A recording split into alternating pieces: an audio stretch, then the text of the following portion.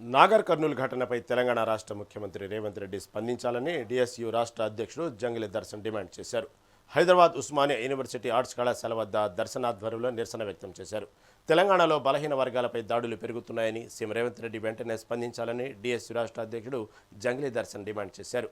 నిందితులను కఠినంగా శిక్షించాలని, బాధిత కుటుంబానికి ₹1 కోటి ఎక్స్గ్రేషియాతో పాటు ప్రభుత్వ ఉద్యోగం కల్పించి ఆదుకోవాలని ప్రభుత్వాన్ని కోరారు. ఖండించండి. కులం పేరు మీద నాగర్ కర్నూలు జిల్లాలో చాకలి సామాజిక వర్గం చెందినటువంటి పసిపిల్ల మీద జరిగినటువంటి హత్యను ఖండిద్దాం. 2 నెలల పసిపిల్ల మీద జరిగినటువంటి దాడిని దాడులను ఇటీవల కాలంలో నాగర్ కర్నూలు జిల్లాలో కుమ్మెర అనేటువంటి గ్రామంలో అక్కడ ఉన్నటువంటి జాతరలో బీసీ చాకలి కులానికి సంబంధించినటువంటి వ్యక్తుల మీద 2 నెలలు ఉన్నటువంటి పసిపాప మీద అతి దారుణంగా రెడ్డి సామాజిక వర్గానికి సంబంధించినటువంటి వాళ్ళు కులం పేరు మీద గుళ్ళోకి ఈ బీసీ వాళ్ళు వస్తారా, మీరు రాకూడదు గుళ్ళోకి అని చెప్పేసి అతి దారుణంగా వాళ్ళ మీద దాడి చేసినటువంటి సంఘటన దేశవ్యాప్తంగా కలకలం రేకిస్తా ఉన్నది. ఈ రోజుల్లో కూడా కులం ఉన్నదా, ఈ రోజుల్లో కూడా కులం పేరు మీద వివక్షకులకు గురవుతా ఉన్నారా అనేటువంటి వాళ్లకు మీరు ఇక్కడ నాగర్ కర్నూలులో జరిగినటువంటి సంఘటన చూస్తే చాలా బాధేస్తా ఉన్నది.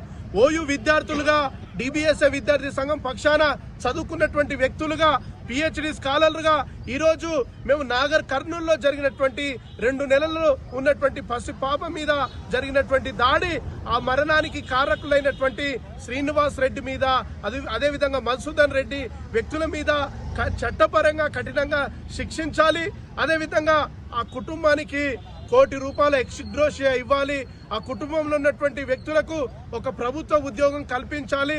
మళ్ళీ చెప్తా ఉన్నాం, ఉస్మానియా యూనివర్సిటీ విద్యార్థులుగా ఇట్లాంటి కులం పేరు మీద బీసీ వర్గాలను, ఎస్సీ ఎస్టీ బీసీ మైనార్టీ వర్గాలను గుళ్ళోకి రానియకుండా చేసేటువంటి ఈ అగ్రవర్ణ కులాలు చేసేటువంటి ఈ వైఖరిని ఉస్మానియా విద్యార్థి సంఘాలుగా, విద్యార్థులుగా ఖండిస్తున్నాం.